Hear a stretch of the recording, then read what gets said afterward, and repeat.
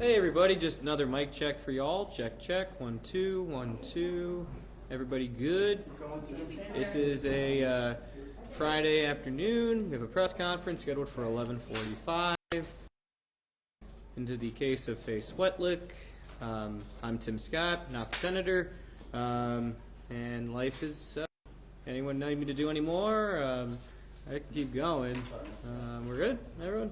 Cool.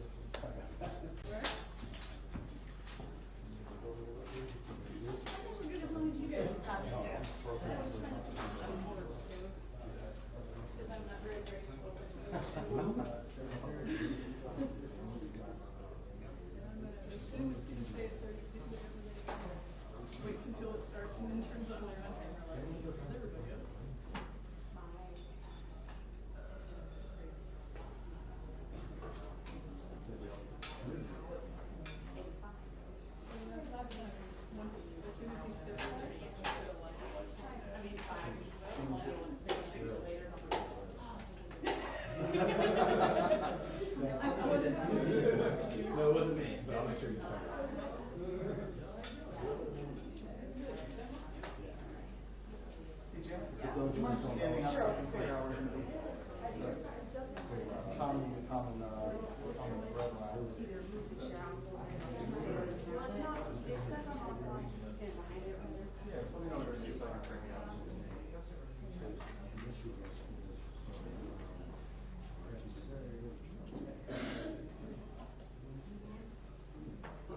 Just give me a level, please.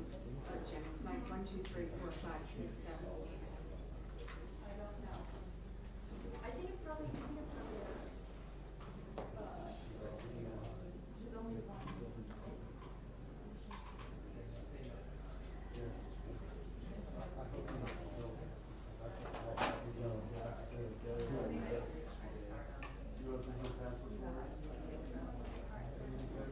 Wait, how should I sniff the water?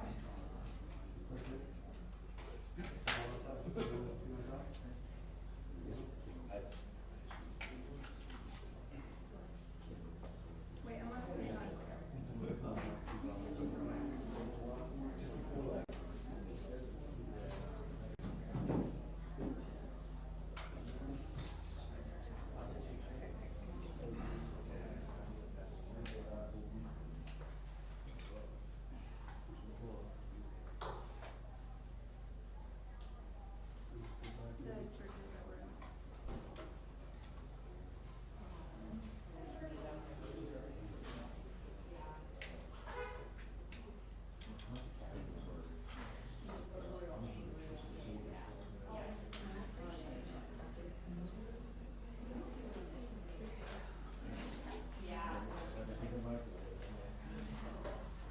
Yeah, my phone has it in the flow.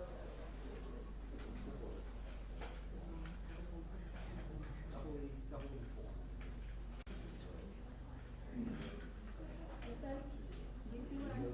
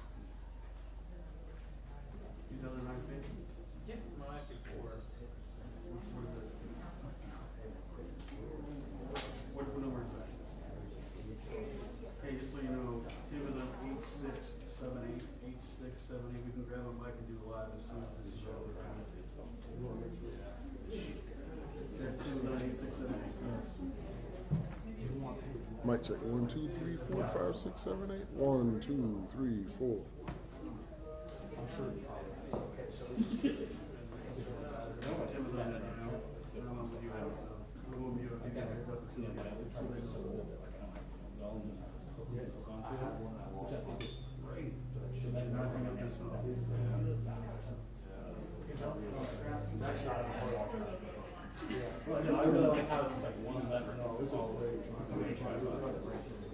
Guys, if I can have everybody's attention very quickly, just informally give you a heads up.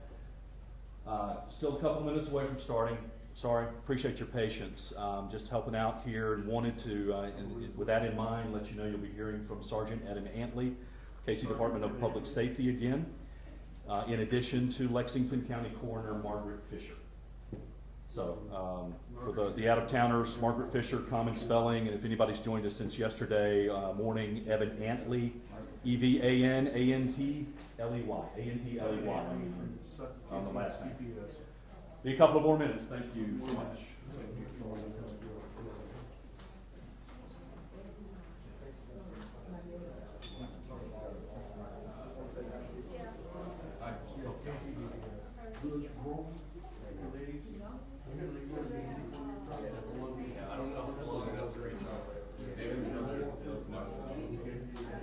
I've been meaning to get another extension, but Hey, Bill, you get along with DSP for it? I was just gonna buy one, you know, they're not too You gonna have it, I think you can probably get another 5-foot one for maybe.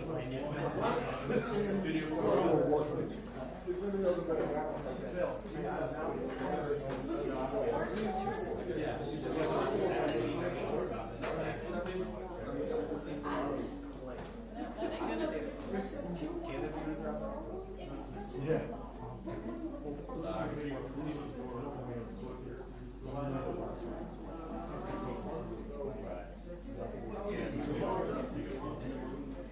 Yeah. I was, I've done it before.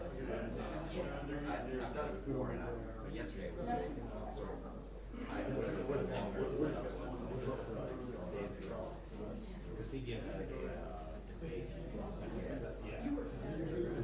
I'm not working this Saturday. Joe is working this Saturday.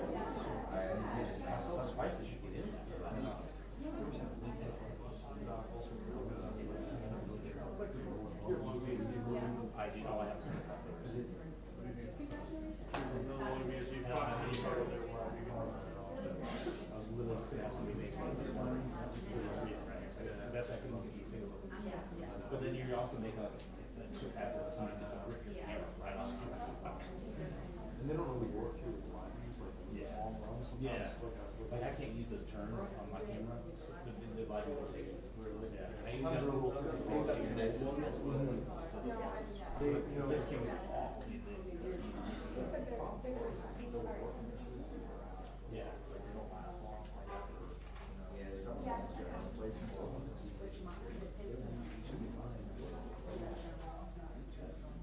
Well, I want to do that. I want a second. Well, I've done it. I didn't think you might. Not as my primary.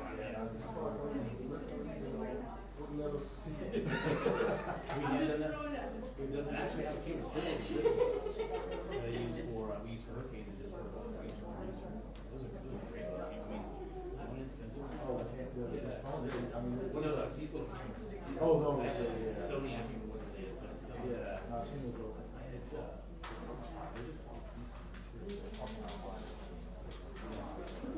I was like, maybe fine. right. It's great for the images. If you go a little far, you get more feet.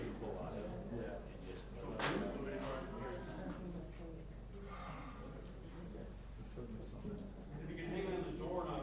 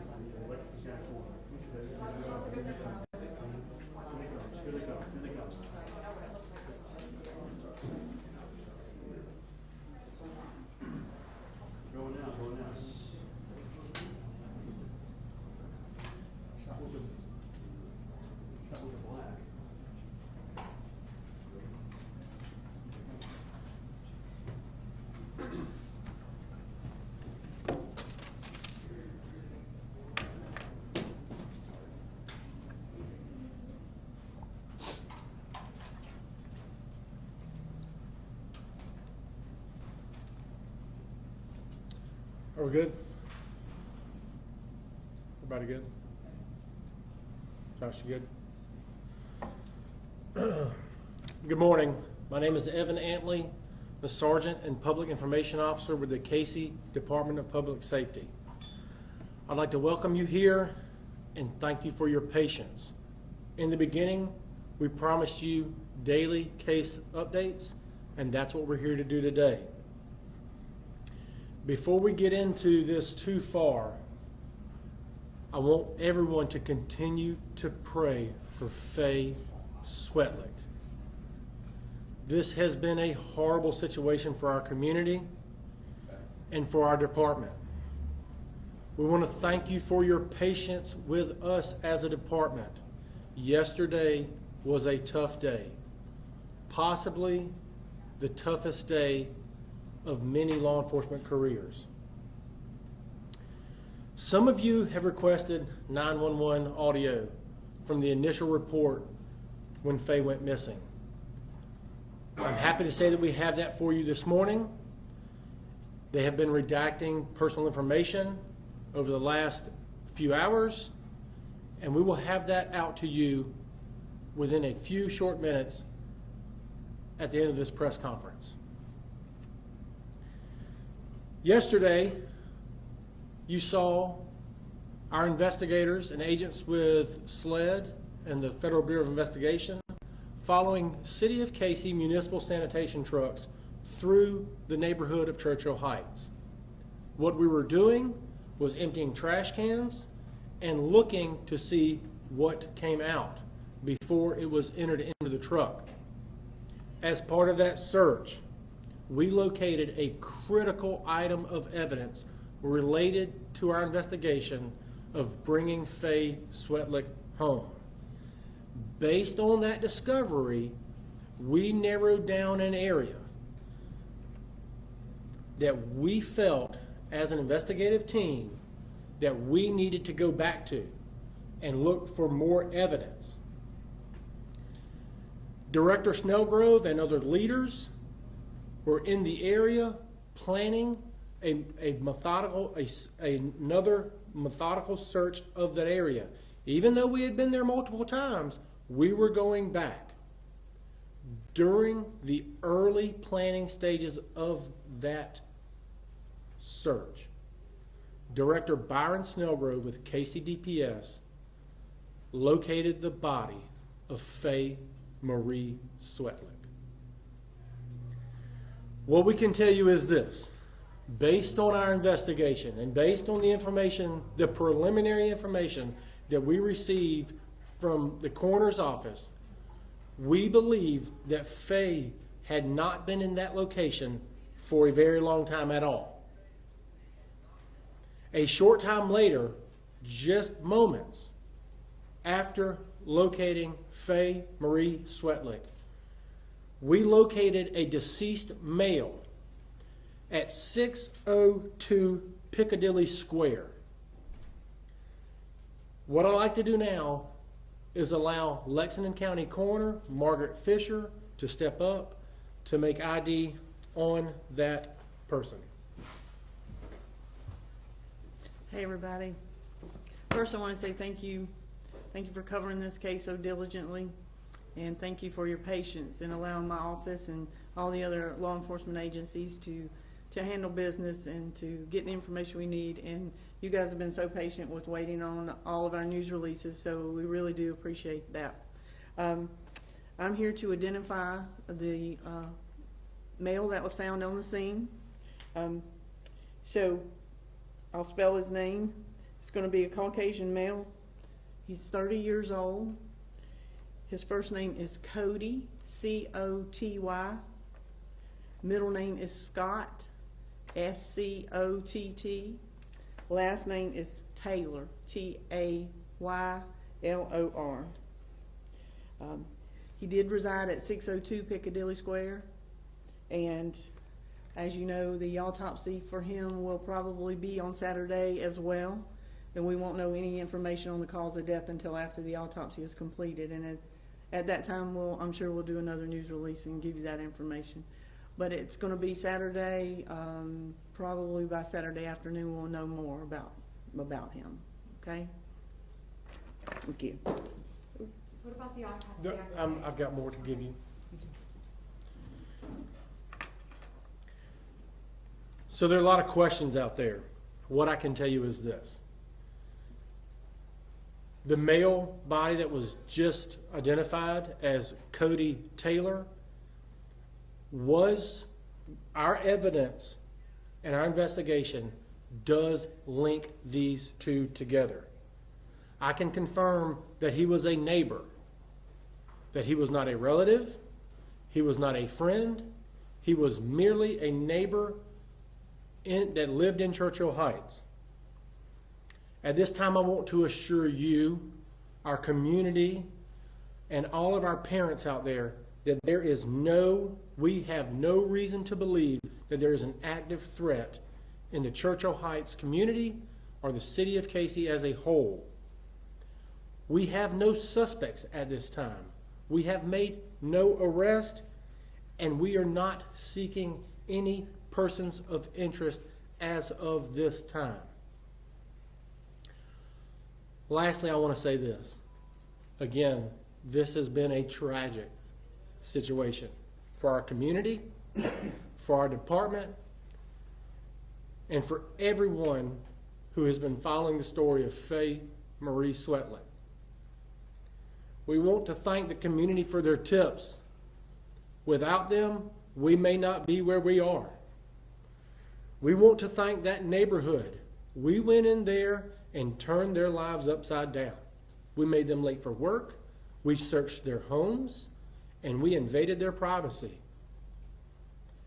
But we did it for a reason, and we had a goal. This is not the outcome we wanted, but this is where we are, and our work continues to bring justice for Faye Marie Swetlik. I do have time for questions. There are some things about this investigation that I'm not going to be able to tell you about. But I do have time for questions, and we can take those now. Yes, sir, in the back. Did you say where they were both found, if they were both found inside his residence, and if so, where? I can answer that for you. So, Faye Marie Swetlik, her body was located in a wooded area between her residence and the Napa Auto Parts, where we did our briefings earlier in the week. The body of Cody Taylor was located at his residence. I'm not going to get into specifics, but it was at his residence. Yes, ma'am.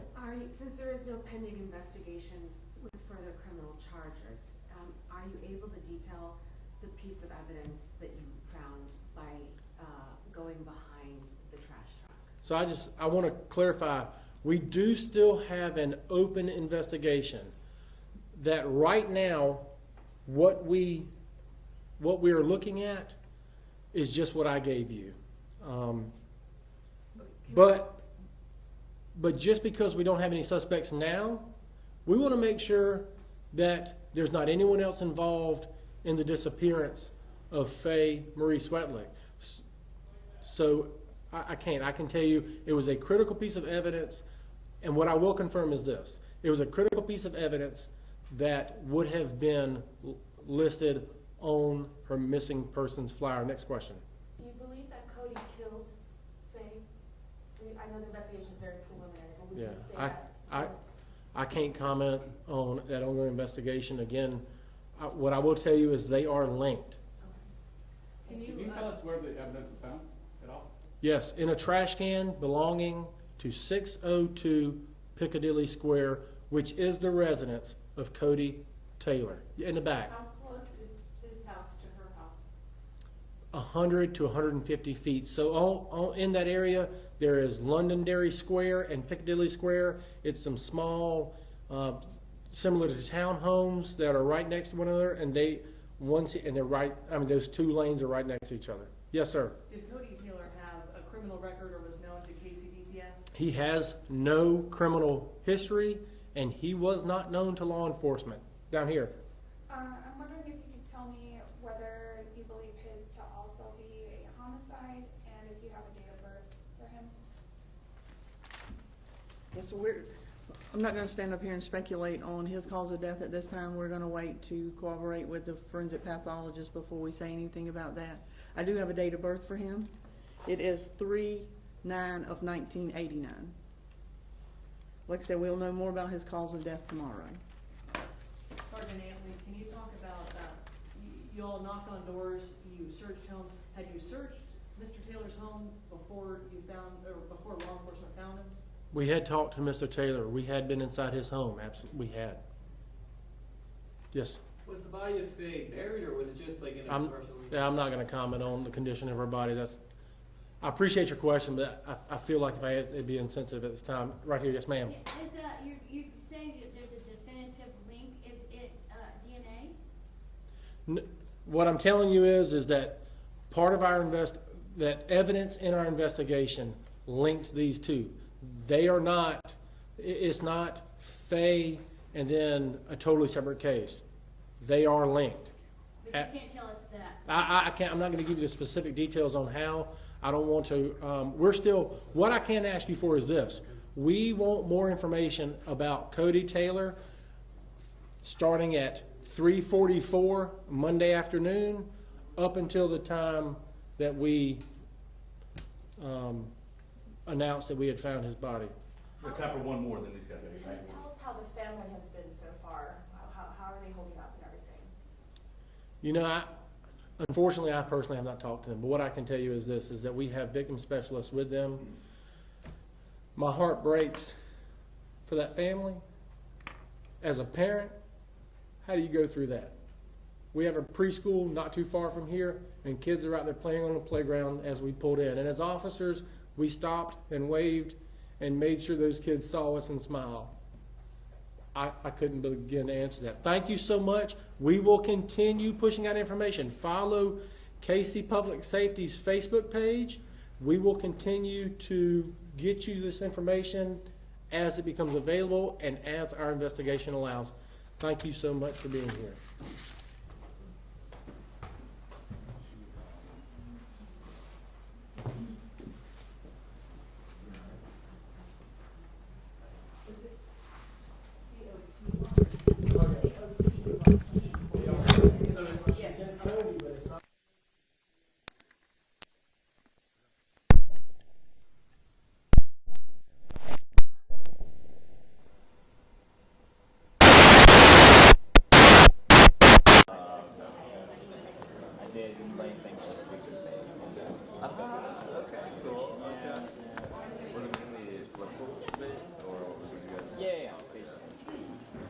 Actually, I used to do international. Really? Yeah. Did you guys win a lot? Did you? No, not at all. But you got to see a lot of the countries. So it was cool. That's cool. And because international. Did you ever get to go overseas? Just Toronto, yeah. I like how quickly you're just like, nope.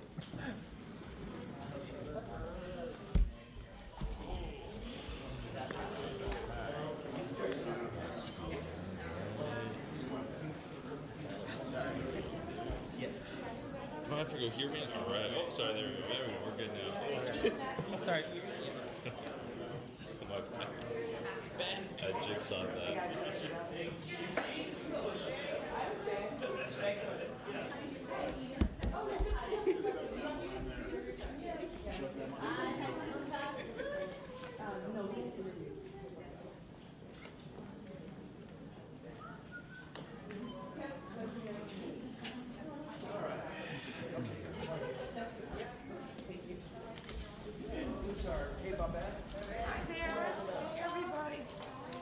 Start smiling away. Good to see you. Thanks, I'm not How are you? I can't wait to see your healthcare facilities. Yeah. Yeah, it's really great. Thank you. Senator, how you doing? Nice to see you. Really nice to see you. Thank you. How are you? Thank you for having me. So kind. Well, we didn't quite get there last time, and we made Yeah, sure we I know. got to get there this time. I'm really glad for our house. We can't let you get sick. You gotta stay healthy. Oh, okay. I'm into my own quarantine wardrobe. A quarantine. Okay, we won't go there. So, we're Hey. very nice to see We're you. happy to have you. Thank you. Thank you. Do we want to talk a little bit about the house center? Yeah. And then we'll go over and say hi to the desk. Yeah, if you walk in, you can see that how the time and thought that went into making it look like something that is a VIP experience for our patients. And that's because they're happy to be VIP providers on their jobs, and so they're used to having to give everybody else VIP service. So some of our early design work was to make this beautiful for them. They're extremely proud, as these two can tell you, of having Culinary's name on it, and our own center, that's their center. And then I think over here, when you walk in, you see like what that really means. So we put a lot of, thought into what would a patient experience be, and our advocates and our people that greet them, are from our population, from our community. We're located in a medical desert. There is nothing here. There's very little care here of any kind, and so we provided that kind of community hub as well. So we're not having that yet. So we brought doctors in, and pharmacists in, and ophthalmologists and optometrists. And we're really proud of it, and we'll walk you through all the different things that we offer here. But what really led to this is we have 30,000 members qualified in our radius of just this center out of our 170,000 bodies that we cover. 30,000 of them live here, so it was really important that we build something that was really accessible to our members. And transportation is a big issue for our members. Days off are a big issue for our members. So we really tried to create something that could provide some continuity of care, kind of a one-stop shop. And we're so excited. Okay, let's go get a picture over by So the how desk. many people use the house now? Actually, I think we had 170,000 visits last year. Oh, wow. Ashley, she's Yes, I'm right here. Yeah, Hi, she is. Ashley and Wendy. Hi. They're the actual brains of the operation. Pleasure to meet you. So yes, initially it was, we were, scheduled, urgent care, they operate 24/7, was, to see 45 patients per day. Just in 2019 alone, we've seen, to Bob's point, over 170,000 patients. And right now, we're in the peak of flu season, so urgent care alone has been averaging over 300 visits a day. There we go. So you guys need to go to urgent care. All right. Okay, so you want to. All right, let's head this way, folks. Thank you. Sorry, Jude, let me jump in front. Okay. Hi. So- I'm good. You doing? Good, how are you? I'm excellent. So first step, folks, check in here, because it's for our members. It's for the public. And actually, this is actually one of our members right here. So, Okay. We won't. yeah. We, Yeah. how we doing, guys? Great. Good.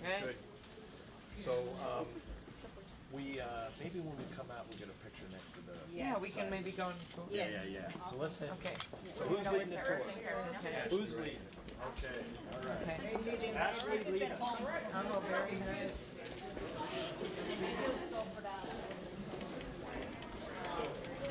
Senator, one of the things our members are working beautiful. So the idea is to make sure that we have some place that has to be clean, has to be safe, and it has to be nice. Yeah. And it costs a little more, but we wanted to make sure it was nice. Yes. So Okay. we're coming. This is the urgent care. Uh-huh. Oh, very good. Hello. Come on with us, Senator. So, yes, Dr. K, please join us. See, I got the memo. Oh, good. How are you, Senator? I'm very good. Thanks for visiting. Thank you. Our Happy ur- Valentine's Day. Yes, happy Valentine's Day. Our urgent care center in 15 rooms and 4 booths that we use down the hallway. Last year we saw 62,000 patients, which if we were listed as an emergency department here in Las Vegas, we would be the 4th busiest ER in the entire valley. So can we get a mask here? No, just I'm kidding. kidding. You haven't been outside the country, have you? No, I have not. No, I haven't. Those are standard screening questions that we have with everything going on. Yeah.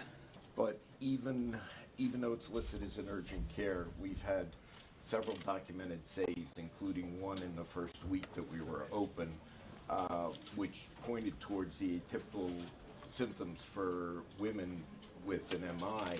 She came in with abdominal pain, collapsed here, was transferred to UMC, went to cardiac cath and was discharged in a week, fully neurologically intact. This past Sunday, we had a year-old patient who was a status posted 24-week preemie, had been in the hospital for a few months, came in respiratory distress. We were able to stabilize the infant and transfer them to a Sunrise. So we feel very good about what we've done here. We've had several people that have walked in with heart attacks and have been transferred to go right to cath. So it's been an overwhelming success. So We've actually staffed with emergency room doctors here. Yeah. Even though it's urgent care. Yeah. Again, a little more So you do expensive, Not but a- a bit of a medical desert here, and we just gotta take in whatever, and take in the people we can. Not only our physicians, our nurses, and then the people that are out front here doing our triage are used to doing it in the field. They're EMTs and paramedics, so. It's a little bit unique. Where are we headed to next? We're going to head to primary care. Because we're gonna take a So how round many through. doctors are here? And We have about 20 that rotate through here, but we have 3 on a day, staggered shifts. But we have a physician here 24 hours a day. Great. And actually, we just, in the last couple of months, in trying to build the habit and the practice of primary care, we now have a program where patients who are followed in primary care, if there's an opening for them, even though they come to urgent care and they're not have a emergent complaint, we'll get them up to see their doctor upstairs. So it really has worked as far as the continuum of care. Thanks, Dr. K. We're gonna Thank come you. back Yep. in the back. We're gonna see you around the other side. Thank you. Thank you. Okay. Yep, coming through, guys. All right. Very good. We're headed up the stairs. Up the stairs, Up okay. the stairs to primary care. All right. We're headed this way up the stairs. Okay, good.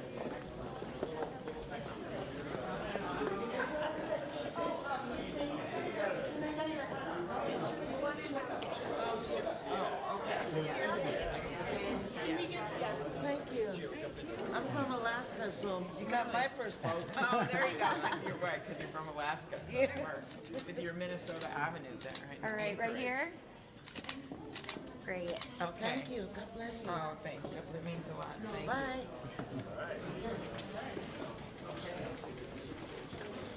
So the idea is a one-stop shop. So we have urgent care, primary care, labs, X-ray, MRI, pharmacy, pediatrics.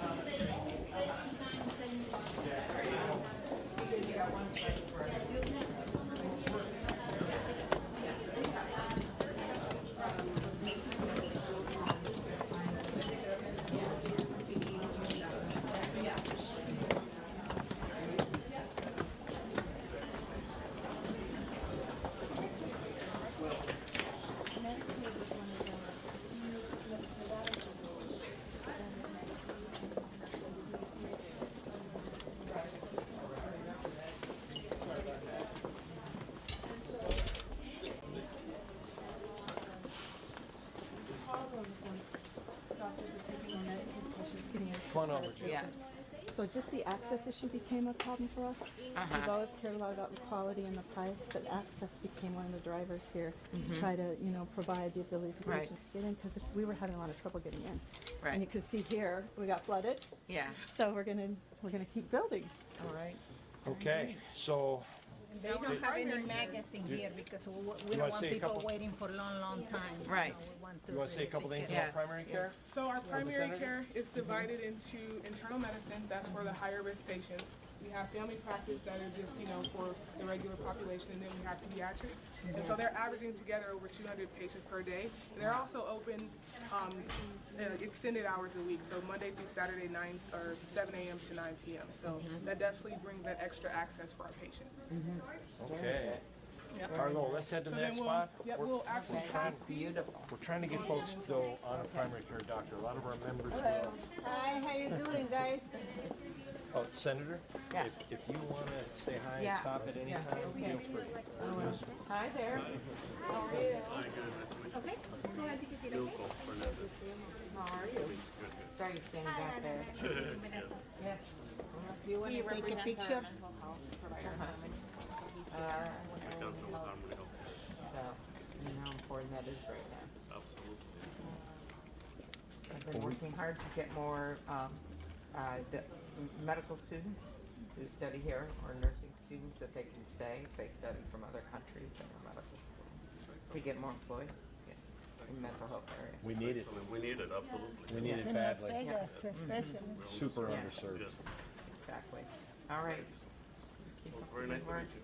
Yeah, good to see you. Thank you. Nice to meet you. Bye, guys. Have a nice day. Thank you. I think we're 49th in the country for access to primary care doctors. So what you're saying. Oh, about I didn't know working that on- number. Yeah, working on manpower. Yeah. And workforce issues is huge here. Yeah. We have a university here that started medical school 2 years ago. I know. First med students are graduating. We're hoping we build some kind of alliance so that we can have a residency program here, in med. Did we lose Ashley? But we want them to stay here after they graduate. So Where's she at? Okay, we're heading to pediatrics. We'll have pediatrics first. Oh, you're Bethany? I'm Carly. I'm Professor. Oh, yeah. I've heard so much about you. Thank you.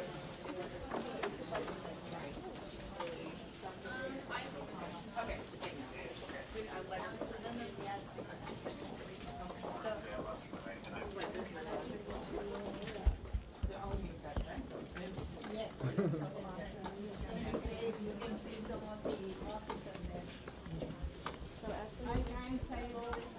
Yes, so this is pediatrics, a part of our family practice.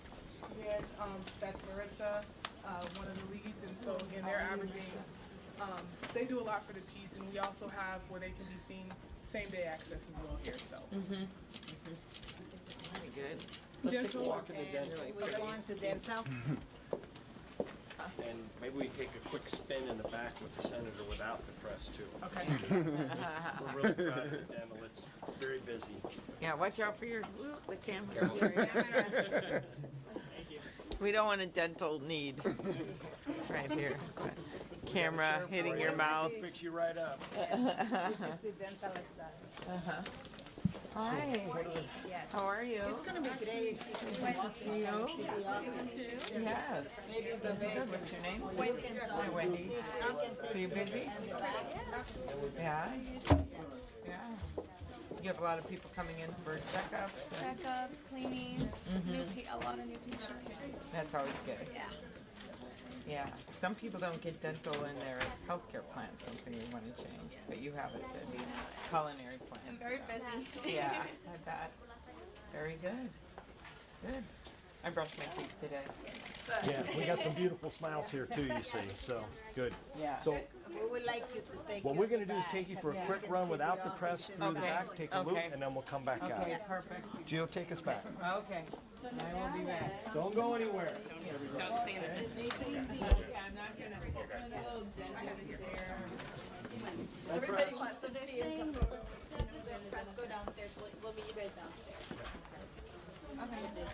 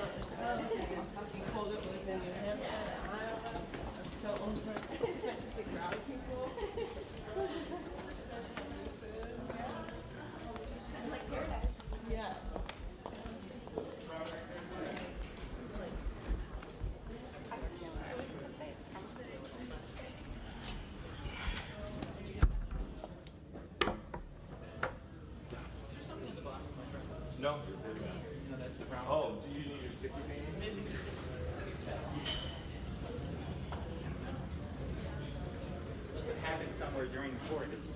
Oh, sorry.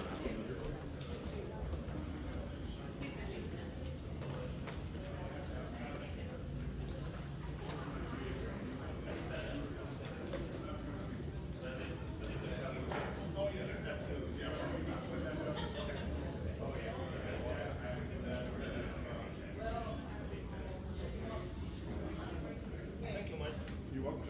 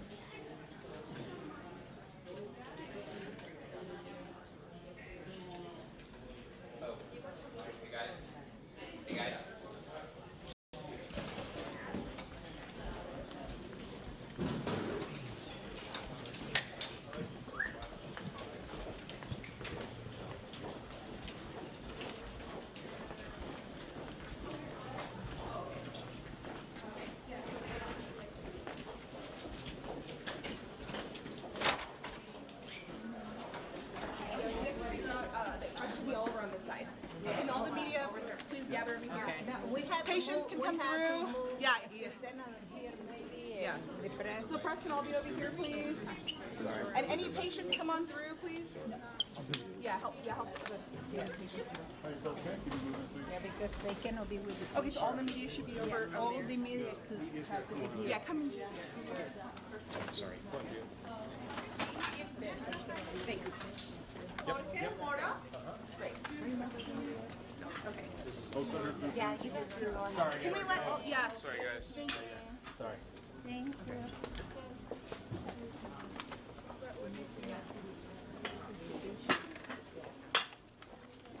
And we need a walkway, right? Okay.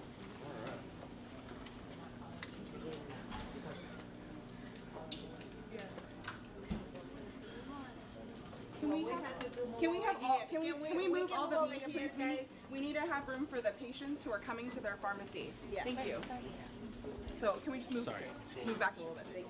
Okay. Okay, so she's got to deal with something right Sure. now, Okay. so we just need to make sure patients can come in. Hi, come on in. Okay, yeah, Guys, just, move yeah, over so that's right. patients can get through. Okay, this is where she needs to talk about, yeah, to her pharmacist. Yes, I remember. How you doing? How you doing? The other ones over there? All right. Do you want to go? The way to go. Yes. Do you want to wait? All right, I see you then. Bethany, yes. Last name. Is your colleague? How we doing? Well, we brought these folks just to take a look at you all doing your job today. It's incredible the work you do, so we said, let's show some people. Okay, Ashley, where are we at? How you doing? So, this is, it works like a regular retail pharmacy, but there's no co-pays, right? We carry about 240 medications. Well, again, no co-pays. We do 60 days of supplies. We do over 1,000 prescriptions every single day. And pretty much everything's coming from in-house. About 80% of prescriptions are in-house, and 20% come from outside prescribers. We have some unique features. So our bagging system, if you look at it, it kind of looks like CVS and everything, but what it is each station has a color associated with it. So everyone can be looking at a patient at the same time. They pull them up and their bag will light up the color so they can go find it. So it's decreased any interactions where patients receive wrong medication or anything like that. Yeah, It's so Vegas. I'm thinking that you have the lights for the medication. We gotta do it the way it's supposed to be. It's all about safety. Yes, yeah. Wait a minute, so if you have a medication, your light goes on? Yeah, so when each station has a color with it, so when they pull it up, the bag lights up the color. It tells them if something's in the refrigerator, if something's in a bulk bag in the back, it's too big to fit up there, so it's much easier to find. Yeah. Decreased transaction times, decreased any, like I said, any wrong patients sold with the wrong medications. So it's Plus decreased human any- check. Right, exactly. It's just another check in place for us. Yep, to make sure that there's no issues with that. Okay. Yep. Hello. Any questions for the senator? Klobuchar? Well, we have 24 people in employees, addition but to on the any lights. given day, about 18 people work here. And throughout the day, we're open 7 a.m. to 9 p.m. Monday through Friday, and we're open 7 days a week for the patients. Hello. Yeah, we're open Fine, how are you? I'm great. So, yeah, it's a big operation, but like I said, we're here for the patients. And Are we still number one? We are big, yes. Between the two sites, we do over 2,000 prescriptions a day, so it's very, very high volume, taking care of a lot of unique members. Yeah. All right, we're gonna. Oh, well run. Thank you. We're gonna head over to Take care. optometry. Thank you. Have Of course, fun. thank you. Thanks for your good work. Okay, yeah. All right, you got the senator? Let's don't lose her. We'll wait for her. We'll wait.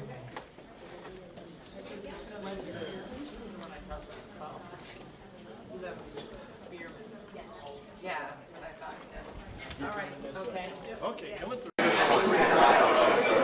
Sorry, guys. Sorry.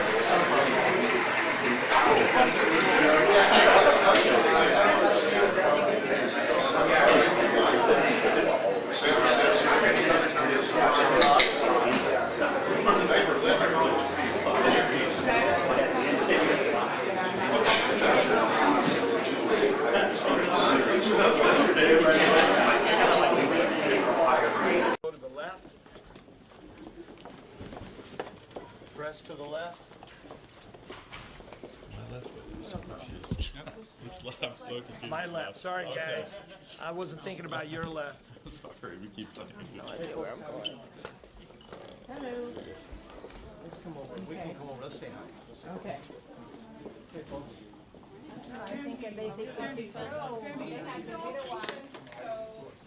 No faces, please.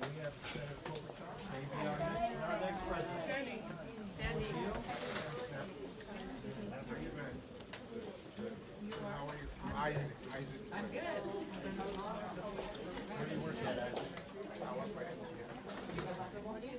Okay, hold on. Yes. We're showing off our beautiful health center to the senator. Yeah. I have a 612 number for what people usually remember. And that's going to be what?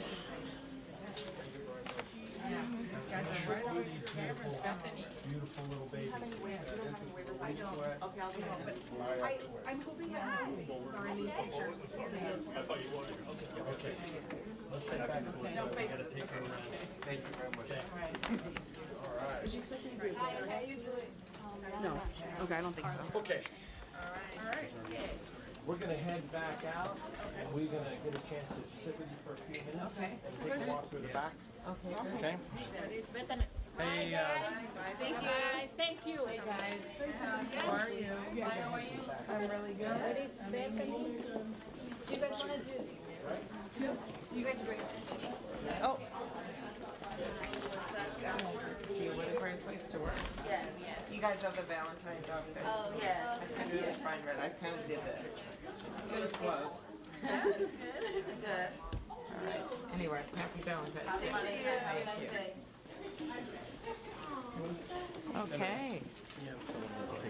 Oh, yeah. Hi, how are you? Nice to meet you.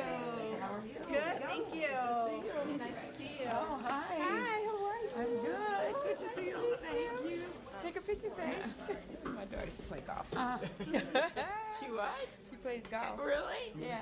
She plays She golf. looks in good shape. Yeah, she works really hard. let's go say. Yeah. Let's say hi to everybody. Should we see the glasses? Yeah. Oh, yeah, they're good. I like them. But when you play golf, you've got to be able to see. Yes. Okay. There you go, it's a good couple. All right. Thank you. That's so nice. Yeah. Okay. Hi. Hey there. Yep. I have a baby on the way.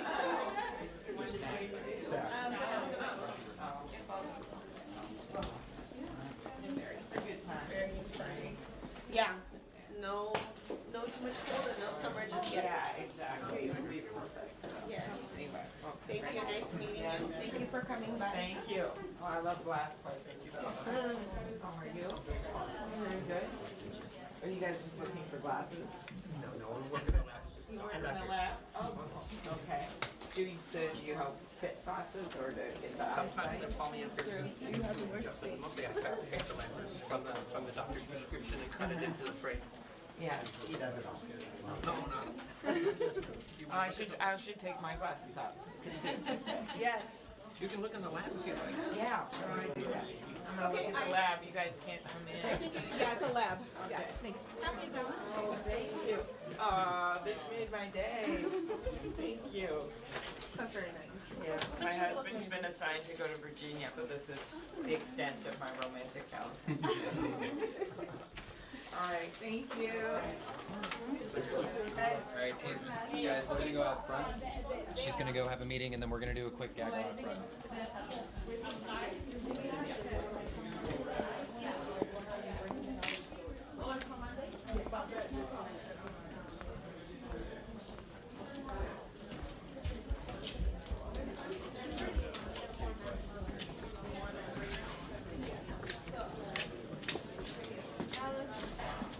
So those are our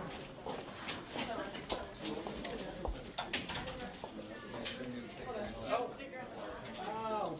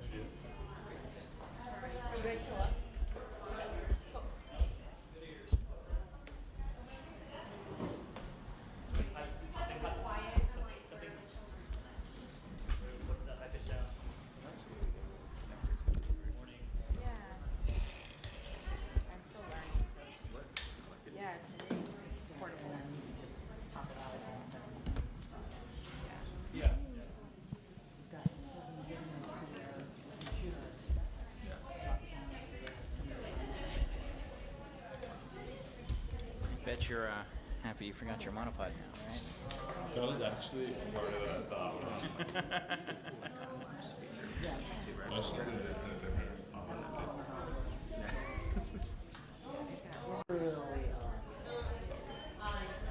Better than the old school way. You gotta go for it. Just do it right there. Kitchen timer. Yeah. We're going outside. Where? Huh. Okay. Yeah, it is bad. Well, I mean. So let's not do it.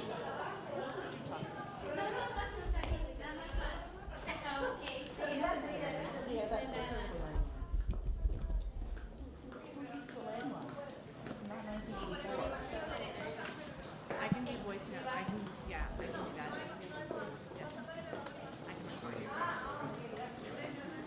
Doing this podcast, don't want to just rely on something like this for forever and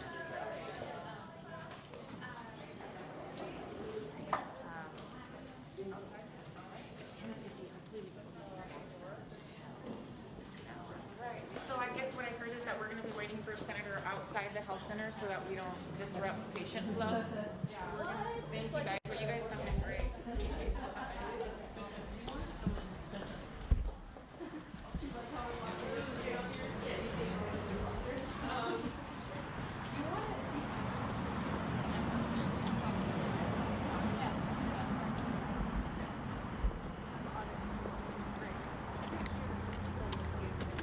maybe from that side, Amanda? Yeah. They're gonna put her there, where maybe like where that business card is or thereabouts. Business card? Like half in light and half in darkness, right?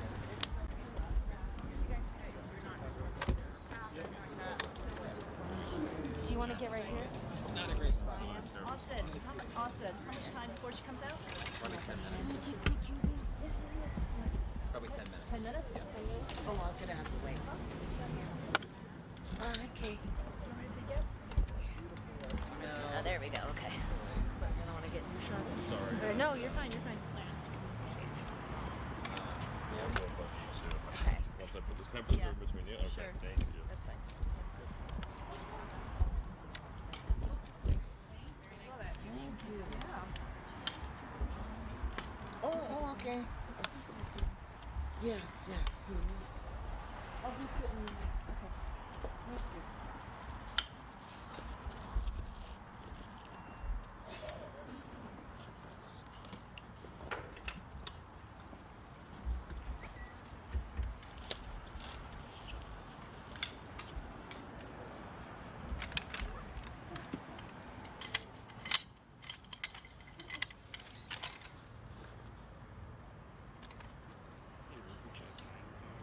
Yeah, she's going up this weekend, I think. Yeah. Do you know her? Yeah. She used to work out here. I work night side, so it's Channel 8, so we were always on the same side. Oh, cool. I'll tell you hi. What's your name? Just say Benka. Benka? Yeah, All right. so Nice to meet you, man. Nice to meet you, too. Yeah. She's a cool girl. I think she's coming out, I believe, this weekend or next week for Yes. Be good to see her. Yeah. No. Is this on?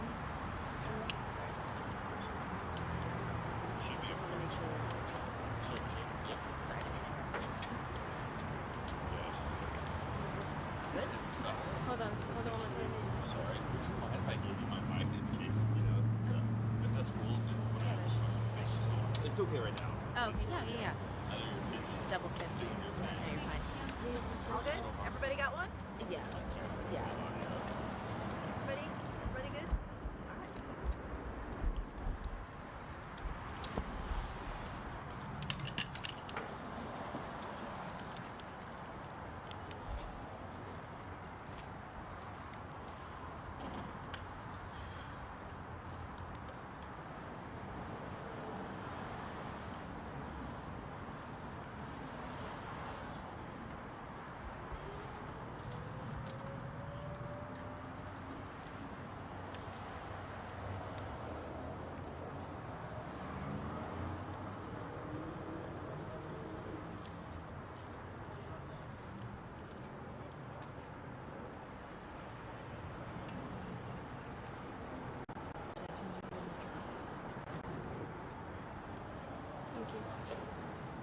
guys getting interference if I don't get close to it?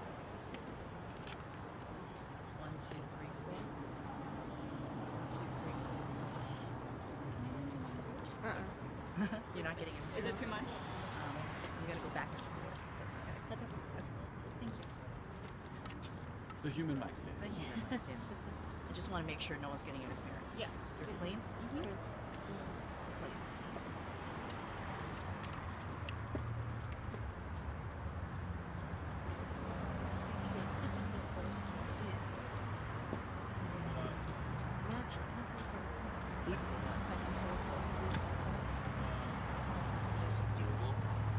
Or I'll just hold it. I mean, always. Yeah. Yeah, 6 a.m. when I shot this morning. Which is a drag. But like, 6 8 Eastern? No, 6 a.m.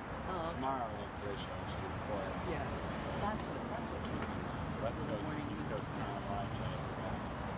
But I don't know, it's fine. At least it's not snowing. So our morning show starts at 6 8 Eastern. And just die. I mean, they do a good job like protecting us from MS live shots that start that early, but like today's show on Sunday, you never do it. It's like, those are actually, it's almost even worse because you're doing like 15-second intro, 15-second tag.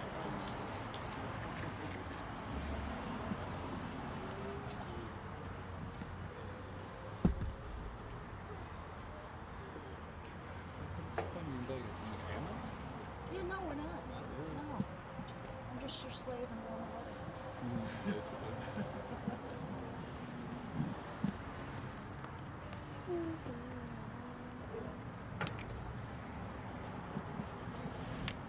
it be an issue holding these together? Interference wise, or should it be fine? It'll be done okay.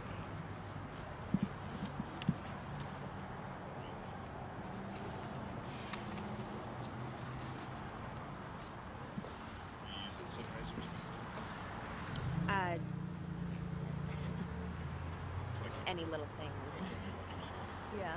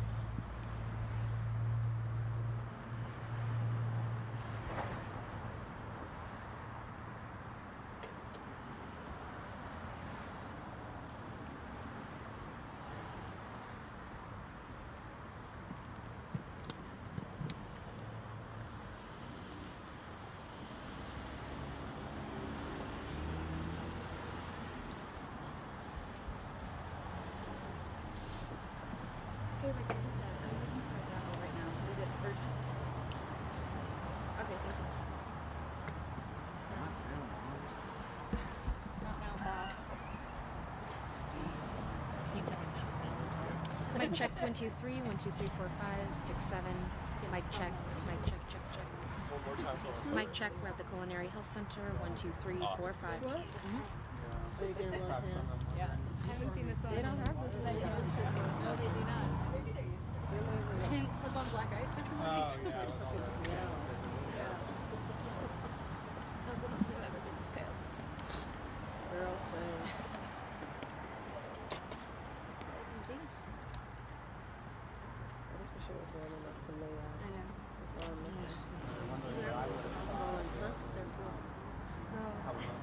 their egg pool. All of a sudden, they're politicians. I would literally, they also have baseball events. She'd have one at like 10 a.m. and then another one at like 12 p.m. I would just come out and go for 2 hours. Yeah.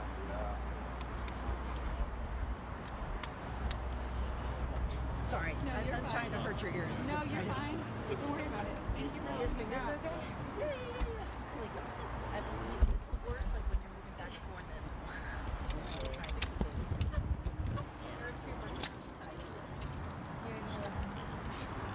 And tell me if I'm in your shop. Trying to think of what else was something that. I'm sorry. I am okay. Shoot. Let me see if I. Let's see. Can you saw my text? I can go download bills and pictures of your thing, right? Yeah, pretty much. That's good.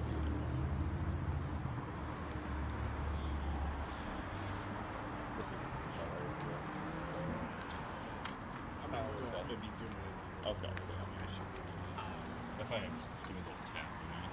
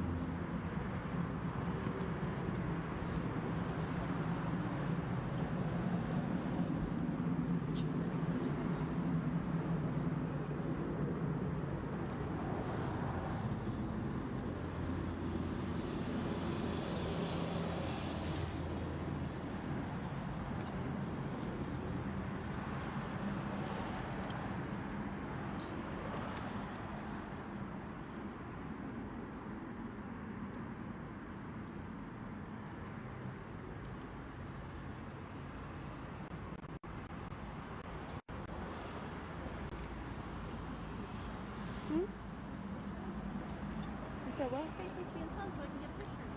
That is so brave though. Hold on, stop complaining. There you go. Thank you. I try to take a picture of you when you bitch. This is a situation, okay? What's new? I just want what I want when I want it. Is that so much to ask? Not on the campaign trail. I like to do things on my own time.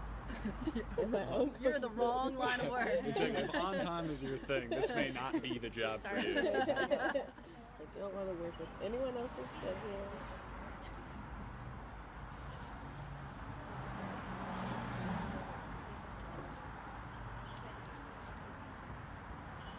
Did you go to your restaurant this week? No, I went straight to sleep. I was so They tired. ended so late. We didn't get back to our hotels until yesterday midnight. Yeah. That's sucks. Like, sick. She's gonna kill everybody. Yeah.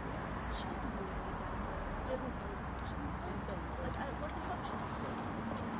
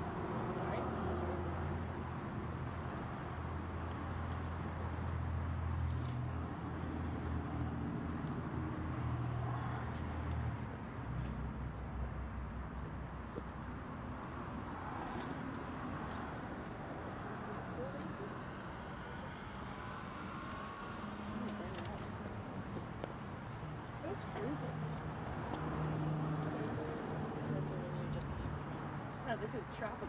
Yeah, this is tropical. It's all relative. How I'm feeling that day. Right now, my legs are cold.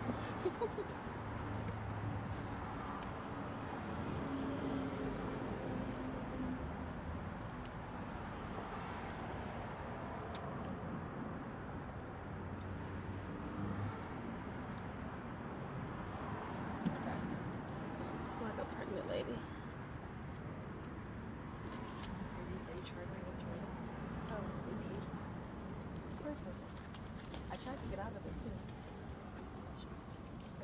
Yeah, they went down. It's silly season. It's what it is. That's exactly it. It's erratic decision season.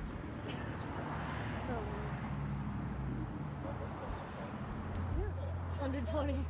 Literally, I fly back to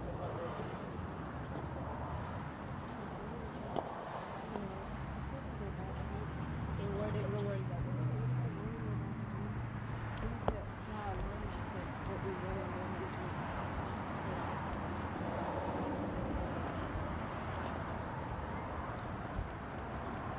There's a back and forth to Reno like once an hour on Sundays.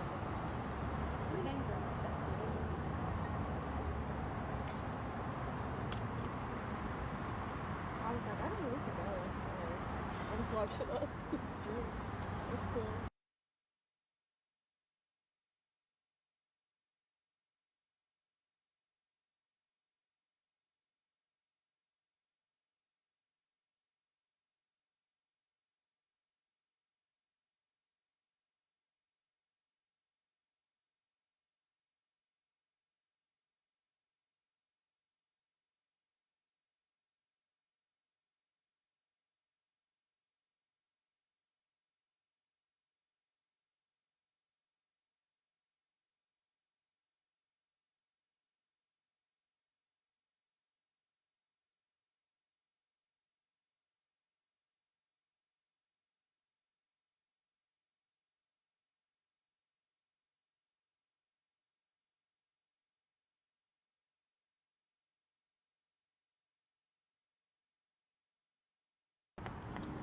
And I think that way, I think it's too late.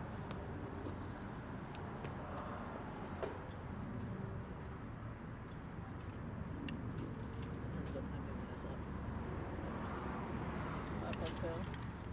Well, if it's East Coast time, it should be done. Even if I want EMF to settle.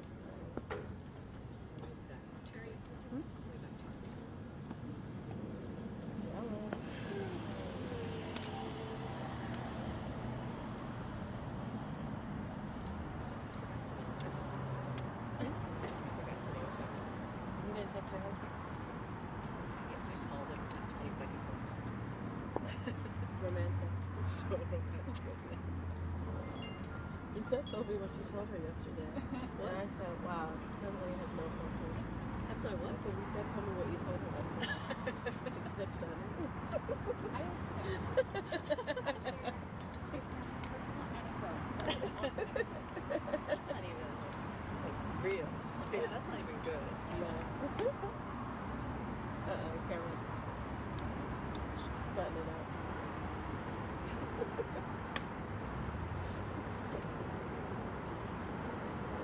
What would you do without me?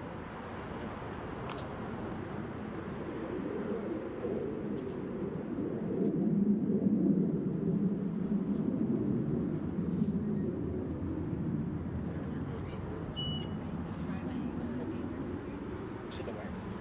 Yeah. A massive fan. Oh, okay. One reason I drove is Yeah. So it's gonna take a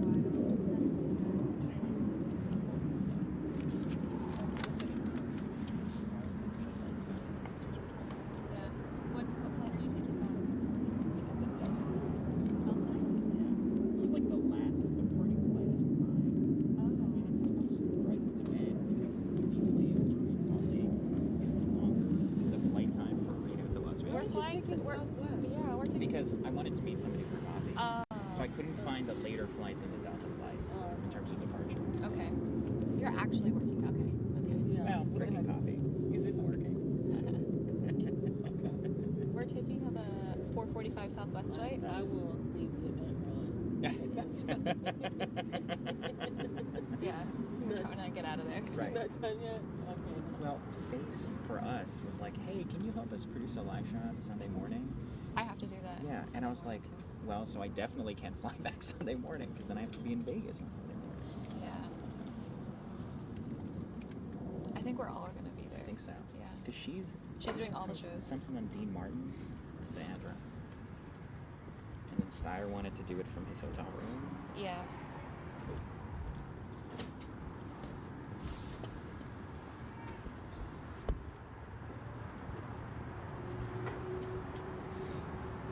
Yeah, our tech manager was like, oh, the two locations are only 2 miles away. You can get there in a couple minutes. And I said, yes, you have to park and you have to walk through the casino. Yeah, that's a distance. It is not instant by any means. You have to wait at the long stoplights. Yep, yep.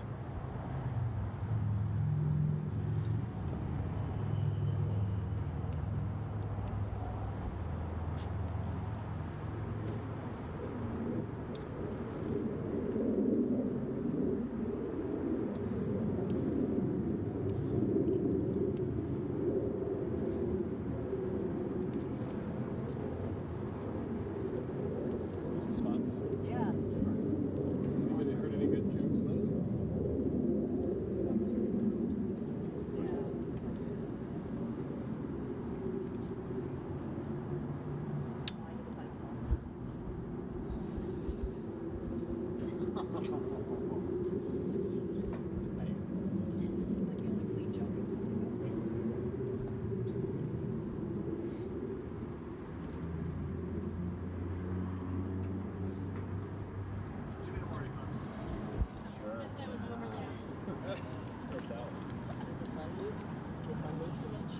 She's gonna be in the sun now. Oh. Yeah, the sun's gonna. back up? Yeah, go back up. Oh, yeah. What are we doing here? Just don't get used to that. That's good. Right there. That's good. Right there. Sorry, we had to move her just because of the sun. Yeah. So she's coming now? Yep. And we'll put her here?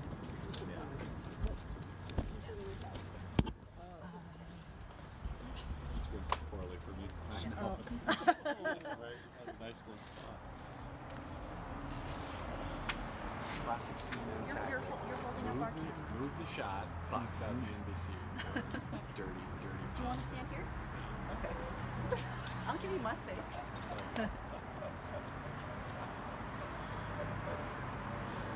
Tell Zucker I see him.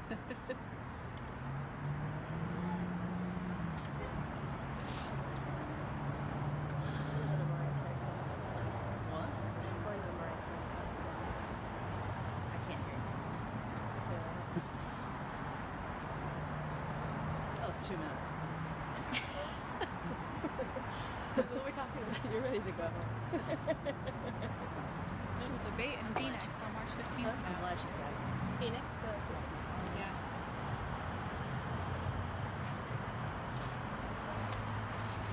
You okay?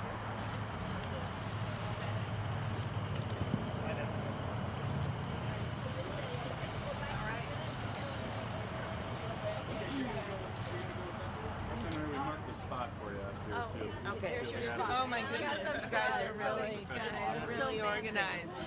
Okay, well that was a great visit to the Culinary Health Center. I think it's a good example of good health care and what this union has done. They have some members that hadn't even been getting dental care. Part of their negotiations, they got them dental care, and then they made sure they were getting it in what is really a health desert. And I do think it goes to one of the debates we've been having in this campaign, and that is over what we want to do to make healthcare better for people. And I've made my position very clear from the very beginning when we had one of the first debates. And I said to Senator Sanders, I know you wrote the bill, but I read it. And on page 8, I had made very clear that 149 million Americans would lose their current health insurance in 4 years. And that includes these culinary workers who are using this facility.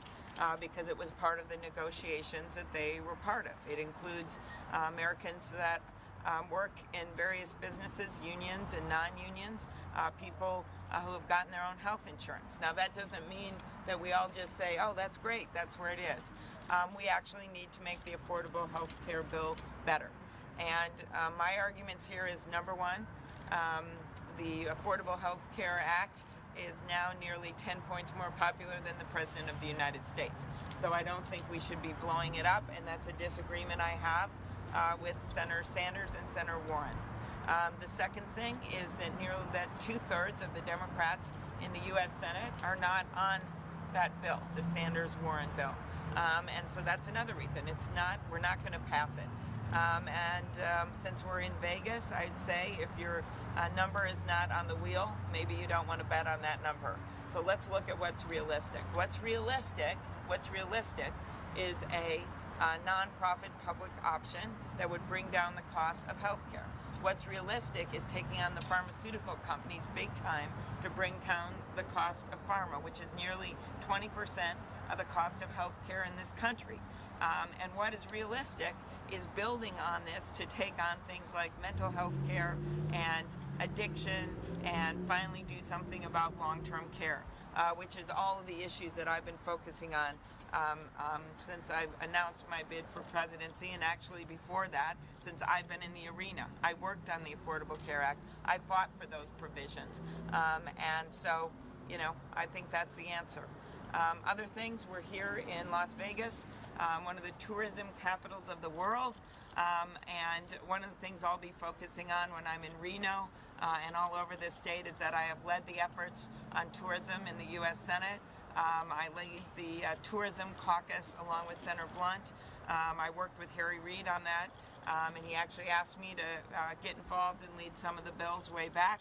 And I actually worked to just get the money reauthorized for Brand USA, which is number one way that our country advertises our U.S. tourism abroad. And every tourist that comes into this great state and around the country brings in over $5,000, which employs a lot of workers in Nevada and beyond. I also would note, as I'm here in this great state, that they have not one but two women senators, one of a handful of states, including my own, that have sent two women to the U.S. Senate, friends of mine, Catherine Cortez Masto and Jackie Rosen. They also have a majority women in their legislature and got so much done, leading me to an argument for me. I think that we need a president that can actually get things done, that is able to forge those coalitions and take things on. As you know, I've passed over 100 bills as the lead Democrat since I got to the U.S. Senate, and I was watching with some amusement the somewhat vitriolic back and forth on Twitter between the President of the United States and Michael Bloomberg yesterday. And I note that the President incorrectly said that Bloomberg's height was 5'4". I note there is only one candidate in this race that is 5'4", and that is me. With that note, I'd love to answer your question. What does this mean, Senator? What does it mean, Senator? Senator, take a small step to your left, so you're in the shade here. Oh, okay, good. It's better for everybody. What does it mean, Senator, if Bernie Sanders does lead this Democratic Party beyond just healthcare? What does this mean for Democrats? Well, if you recall, I was the only one on that stage that raised my hand and said that I didn't think we should have a socialist leading the Democratic ticket. I don't think that is where our party is, and I certainly don't think that is where our country is. I don't know why the other people didn't raise their hand, but they didn't, and I did. And I, as you know, get along well with Bernie. We came into the Senate together. We've actually worked extensively together on things like pharmaceutical bills and bringing down the cost of prescription drugs. And I've been supportive of some of the work we've done together on ag and other things. But I simply don't think that he's the one to lead the ticket. I think I am, or I wouldn't be here on this beautiful day in Nevada. Senator, do you regret your vote for Kevin McAleenan? What? Do you regret your vote for Kevin McAleenan? Oh, yes, I heard that was raised. So I disagree vehemently with the policies of this administration when it comes to the border. I have made that clear every step of the way. And he was someone that had been recommended by a number of Obama officials. He was a career professional as opposed to some of the people that this president has put up, and he was supported by the majority of Democrats, including Senator Cortez Masto in this state. You know, you've got to get some professionals in place. So In this administration, could I finish? You need to have someone that knows what they're doing in some of these jobs. But that doesn't mean for a second that I support any of these policies. As you know, he has now resigned from office. He's no longer in this place. And regardless of who the president puts into those jobs, his bad policies continue. He continues to separate kids from their parents, something I vehemently disagreed with. He continues to support these private detention centers, which I would close down. And he continues to refuse. He had this golden moment, this president, to pass comprehensive immigration reform. He could have been like Nixon comes to China when he came in. He really could have. And instead, what does he do? He uses immigrants as wedges. He does it every single day. I will do the opposite. I embrace immigrants. I actually, in my first race for Senate, got a lot of heat for embracing immigrants. Nearly every ad I had run against me was about my support for immigrants. And that has not wavered. That's why Senator Kennedy asked me to be in the first group that worked when President Bush was president on comprehensive immigration reform. Check it out. I was in that group, and then I continued to work on it on the Judiciary Committee. And I know where the bodies are buried, and I know as president I can get it done.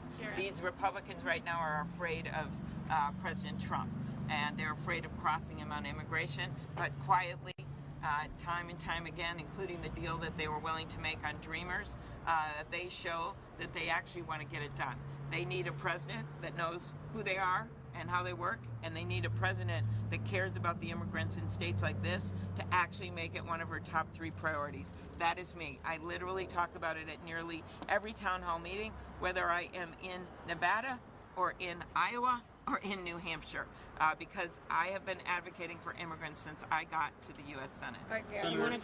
Senator, you mentioned Michael Bloomberg. Does Michael Bloomberg need to be on the debate stage next week so that Democrats can vet him? I think I was one that said when I heard about this, you know, of course I wanted my friend Corey and others to be on the debate stage as well. I signed on to a letter saying that. But I think that I cannot beat Michael Bloomberg on the airwaves. Big surprise. Even though we have gotten in millions and millions of dollars, including in the couple $1 million in just the 24 hours after that debate, the day of the New Hampshire primary, millions and millions of dollars. We are now competing here with all the other candidates when it comes to airwaves in Nevada. But I'm not going to be able to compete with him nationally because I'm not a billionaire. So my position is this. 1, people don't look at the guy in the White House and say, hey, why don't I find someone richer? 2, having a candidate from the Midwest where it's not flyover country to someone like me, I think that's going to be a real benefit for our party.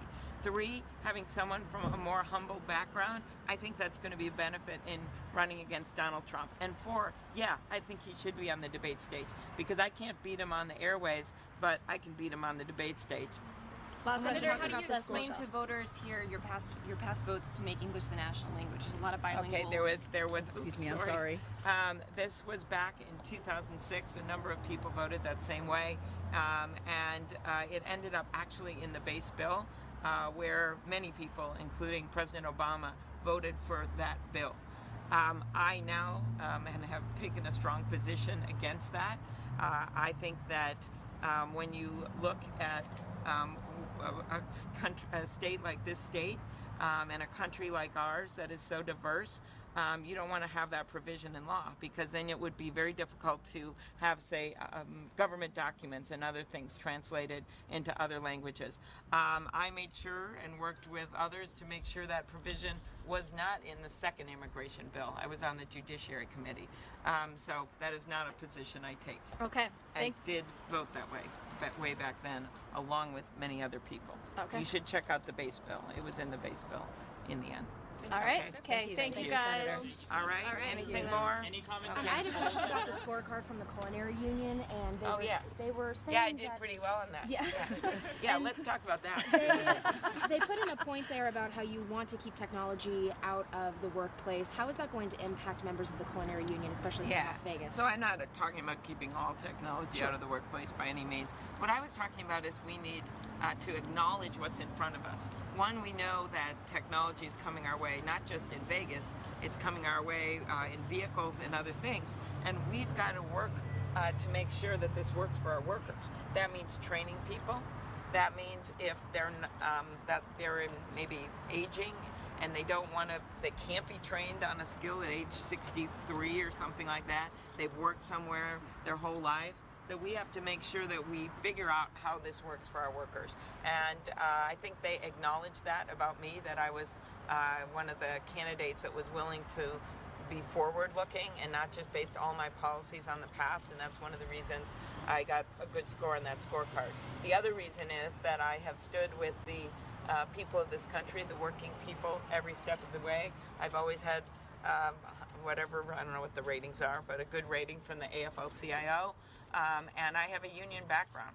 My grandpa was in a union. He was a Teamster when he had to quit school to raise his 9 brothers and sisters, and then became a underground mine worker.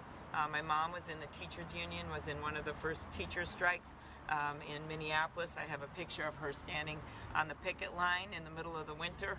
And my dad was a newspaper man and a member of the Newspaper Guild, which is their union. So I literally am running for president because of unions, because people stood up for my family. And the granddaughter of an iron ore miner, union worker. The daughter of a teacher, union worker. Daughter of a newspaper man, union member. That's my background, and I'm not going to fly away from it. I embrace it. And I think we need more unions, not less unions. And I think when you have unions, unions actually, and this has been proven time and time again, they help non-union members because they argue for higher wages. And right now we have people that don't have enough money. So that's why I am so strongly on the side of what the culinary workers are doing here. They are a strong, strong union. They negotiated for their members on health care. And I don't think we should be blowing up the healthcare system. We should be making it better. So when you see this unfold in the next few weeks here in Nevada, remember, yeah, it's an issue in Las Vegas, but it's an issue everywhere in the country because we need stronger unions, not weaker unions, and we need to build on the Affordable Care Act, not blow it up. That's what you're going to be hearing in the next week, and I welcome this fight. Senator, would you call for William Barr to resign? Senator, would you call for William Barr to resign? Senator? I never wanted William Barr in office in the first place, and I'm the one that took him on at those hearings. What I do want to have right now, and I'd be glad if he resigned, but let's look at the facts here. Number one, he's not going to resign. But number two, why don't we have him come before the Judiciary Committee, which I've advocated for, so we can put him under oath and ask our questions. He has now agreed to come before the House Judiciary Committee. That is a good thing. And I would like him to come before the Senate if Lindsey Graham would call him. Because under oath, we are going to be able to get the information that I want to get about the political influence of this White House, how this decision was made that led to these 4 career prosecutors to leave their workplace. To me, that is what we want. I want the facts, and I want to know what this president did. Because at this point in this administration, our number one goal should be, to call people out on the truth, to call them out on illegalities, to push Barr. But our number one goal is to beat Donald Trump. All right, thank you. Thanks. Thank you, ma'am.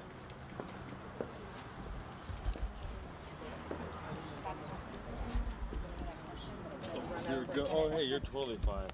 Oh my gosh, that was like my arms. I know. Oh my. I had to get off for a little bit. I couldn't do it. I went back to the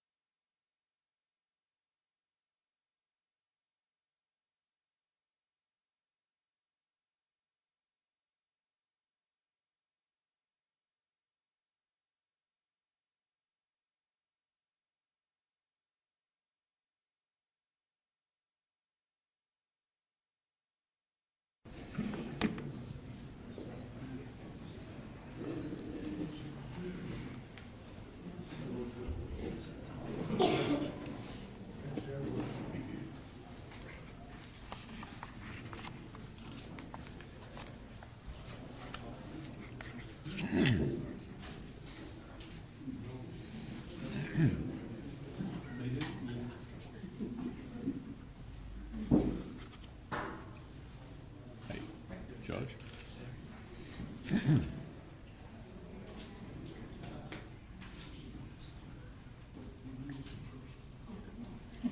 Anybody else want to come up?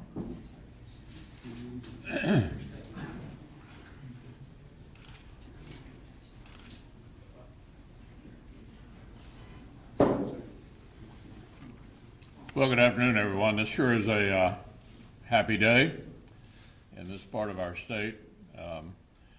As all of you already know and have already carried, earlier this week, the Army selected Fort Knox as the new home for the 5th Corps headquarters, which will bring 635 additional soldiers to Kentucky. Well, we couldn't be happier about that.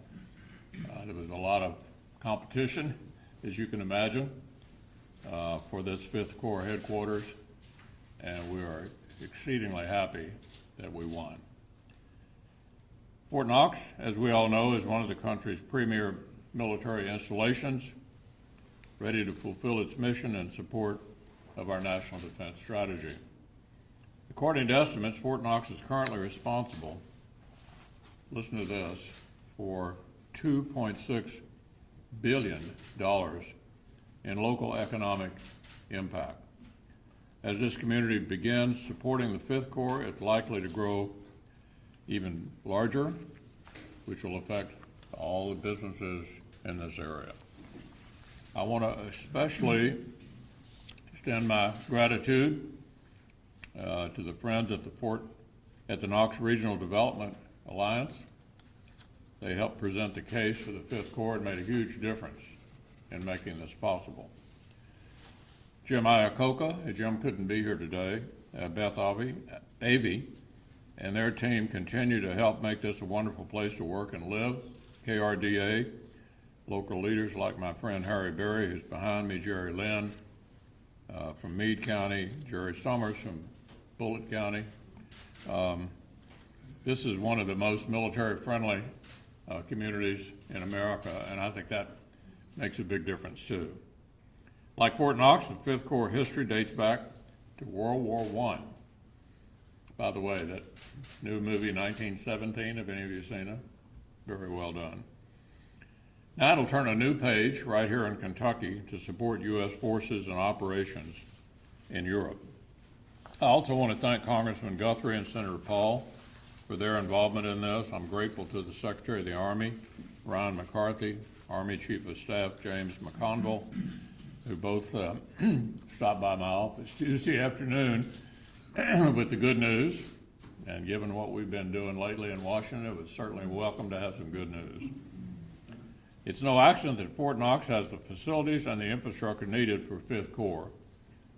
For decades, I've tried to direct hundreds of millions of dollars in federal funding to this area to make sure we were capable of trying to get new missions. And as the majority leader, I would hope to think that might make a difference. I always try to remind everybody there are 4 congressional leaders. I'm the only one not from New York or California. So I thought clearly my job is to look out for Middle America, and I have a particularly favorite state in Middle America. And I think that probably had an impact on all this as well. I certainly hope so. Back during the Obama years, we actually had to fight hard to get the new medical clinic, which they were not fond of doing, but in the end yielded to the effort that particularly Representative Guthrie and I were making in that regard. I've also tried to make it a point to raise Fort Knox and Kentucky's service members with the highest officials in the Trump administration. You all may remember, just a couple of years ago, we had Treasury Secretary Mnuchin at Fort Knox. He got to go look at the gold. Actually, I'd never done that either. I don't know how in the world I'd managed to never do that, but we did. That was the first civilian inspection in more than 40 years. And some of you were there when we had Defense Secretary Mark Esper here a few months ago. And at the end of the year, some of you were also there. We had Secretary of State Mike Pompeo, both at the McConnell Center at U of L, and they were here, and we brought a number of you up to be with both of them. The larger issue with the beginning of the Trump administration, however, was how well was defense going to be funded overall. It had been a constant decline. We reversed that, and for 3 years in a row, we've begun funding the military budget in a way that meets the threats that we have, not only from major powers like the Russians, but from terrorists. We also delivered this year the largest year-on-year increase in defense funding in 15 years, which included a pay raise, long overdue pay raise for men and women in uniform. So with President Trump, we're rebuilding America's military strength and modernizing our fighting force, and the Fifth Corps is an important part of that mission. So when the Fifth Corps officially activates here later this year, I'm very confident they're going to get a big, warm welcome from this great community. So with that, why don't I turn it over to Beth? Are you coming now? Yes. Why don't you come on up?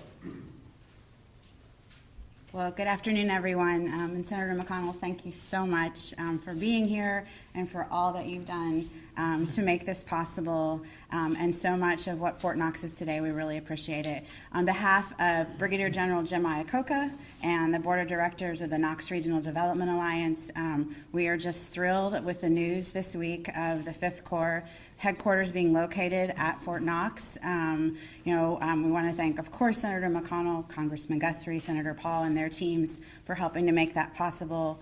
And also special thanks to the workforce at Fort Knox for all that they do day in and day out to make it the premier installation that it is, with its world-class training areas and ranges, its top-notch energy program, its capabilities and capacities we know are second to none. We all know that in this region. So we're really appreciative and thankful to them. Jim and I had said we've been getting a lot of messages about, congratulations, this is great news, you've done a great job, but really it's the community and their work to support soldiers and families that is a testament to us being able to tell the story of Fort Knox and that great installation and this great community and all that they do. We know this is going to have a tremendous economic impact, and we're just really excited. So happy Valentine's Day.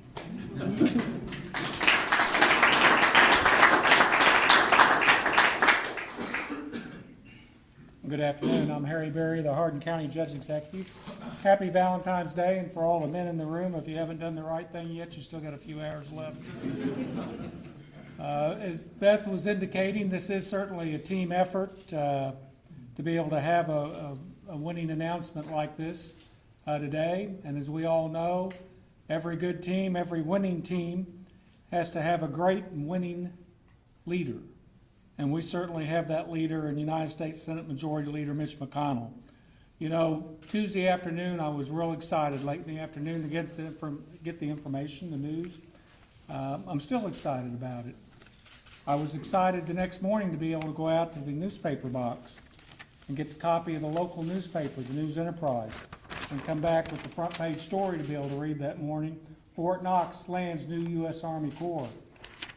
Really felt good about that all day, but as the day went on and I did research and looking a little bit more at different communities and stuff, I came across some information about a colleague of mine in another community in Burlington County, New Jersey.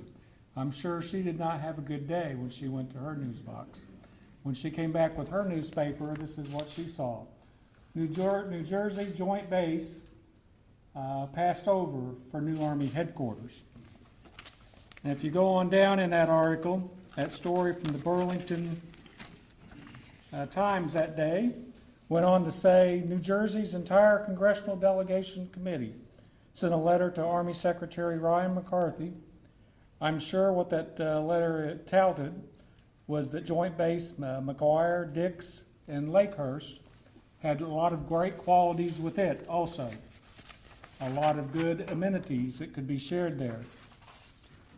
Well, it seems that our own committee here, Congressional Committee, with Senator Paul and Representative Guthrie and Senate Majority Leader Mitch McConnell, sent their own letter to the Chief of Staff of the Army and the Army's Secretary.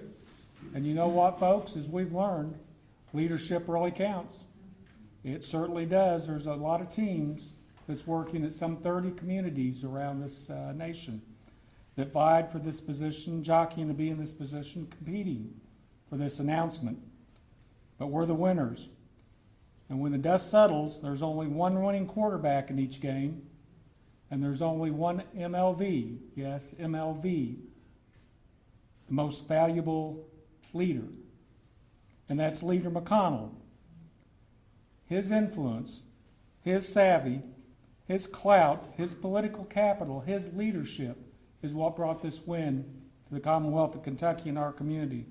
And sir, we thank you for your decades of unwavering support for Fort Knox, for its soldiers, for its families, for all of us that served in uniform. We are truly grateful for all that you've brought to this community, and we thank you for the opportunity of Fifth Corps and all that's going to bring to us. Thank you, sir.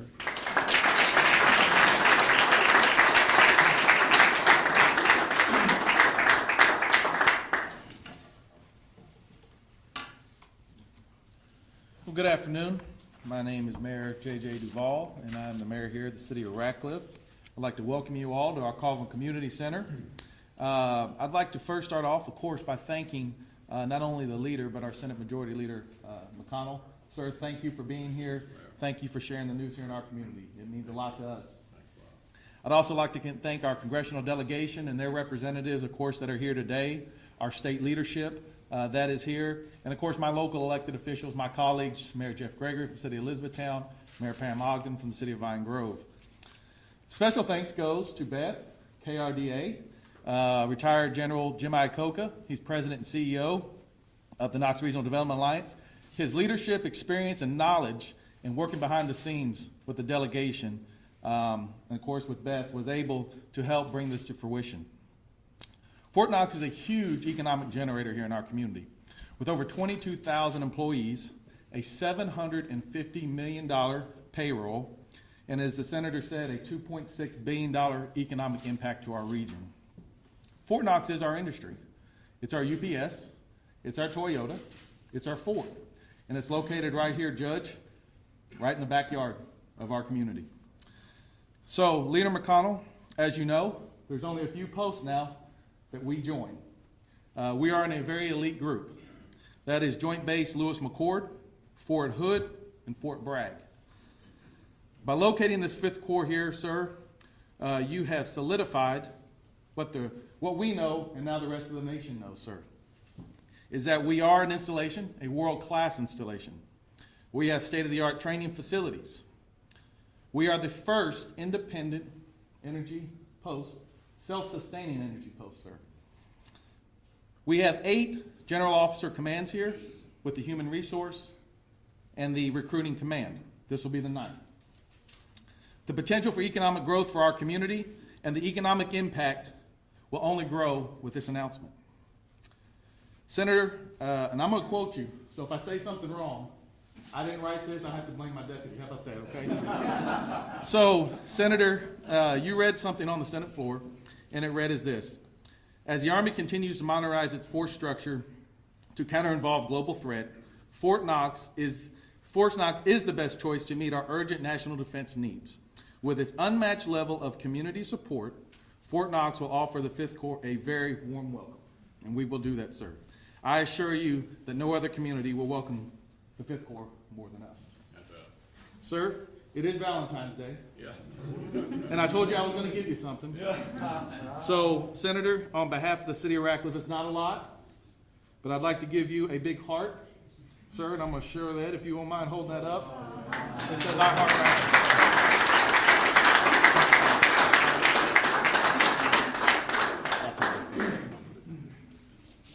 Okay, we'd be happy to take a few questions, if all right.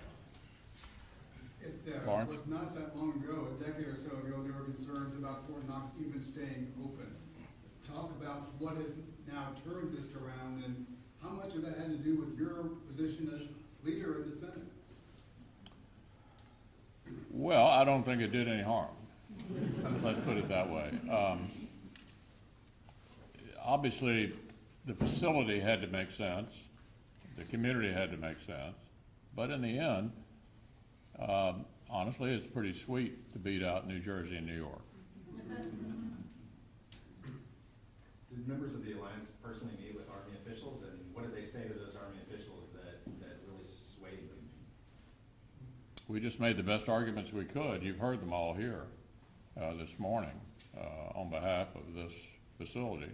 And in the end, I think it was a combination of things that made this happen. And we couldn't be happier about it. You said you got involved personally in requesting this. You know, that you kind of put yourself out there asking for this, and I was just curious what that process was like. Was it just you sending a letter? Did you meet with officials personally? Yeah, we corresponded and discussed the assets here and hoped for the best, and it worked out.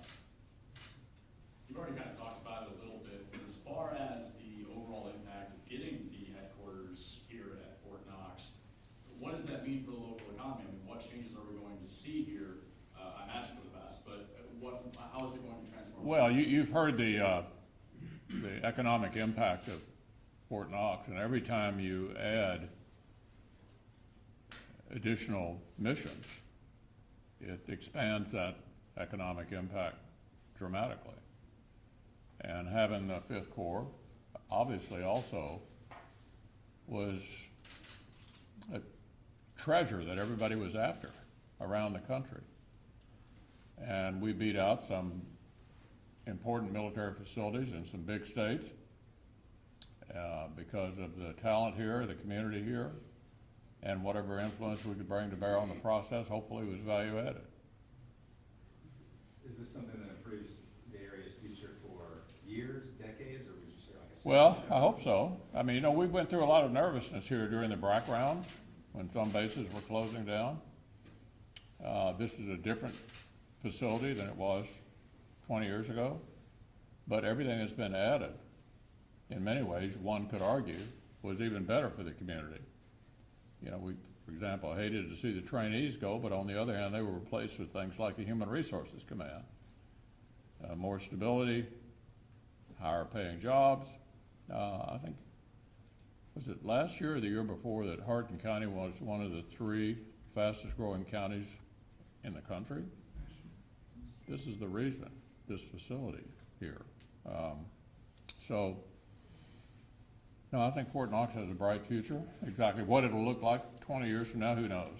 But I think we're in a good position to compete for new activities. Leader McConnell, how were we looking at for a timeline before this is really tangible here and the people outside of the fence for the fort will Yeah, I feel don't know the impact? answer to that as to when they officially start showing up. Does anybody know that? Beth, you know? Maybe as, you know, it's the Army's to say, but we've heard as by the end of the calendar year is what we're hearing. So, and this is a follow-up question, Leader McConnell. It's going to happen by the end of the calendar year. There will be people in this election year who are anxious to see that, to see the delivery behind the promises of this happening. You're 100% confident this is happening and people will feel this as time goes on. Yeah, I mean, regardless of the outcome of the fall election, a decision like this wouldn't be reversed. I mean, I think this is clearly, you mean, are you wondering whether it'll actually happen, depending upon the outcome of the election? No, I'm asking about whether, when we start seeing this, there'll be big headlines now, but as we go down and the months and months happen, there will be doubters who question whether this is really happening. So I was trying to find a timeline and whether any of the changes at the end of the year would impact this from becoming concrete. Well, that's the same question you were asking Beth, right? Just how quickly does it happen? We'll see it and feel it very quickly as soldiers start to come and report here when they come on orders, and we're planning to prepare to receive them and welcome them like we always do with every community, every soldier that comes. Okay. Well, thanks a lot. I'd like to add one thing, Senator. So Major Duval, Jim Iacocca, and I just returned from the Association of Defense Communities Conference. The new commanding general, the 3-star leading Army installation commander, was asked in the conference, you know, what makes a difference? And he said best practice is Kentucky, with Campbell Strong and the Fort Knox, the Hopkinsville community and the Knox Regional Development Alliance, and the foresight of those communities to create this strong community advocacy group to augment your actions. And I'm sure you would endorse that 100%. Yeah, absolutely. Okay, well, thanks, everyone. Thank you. Thank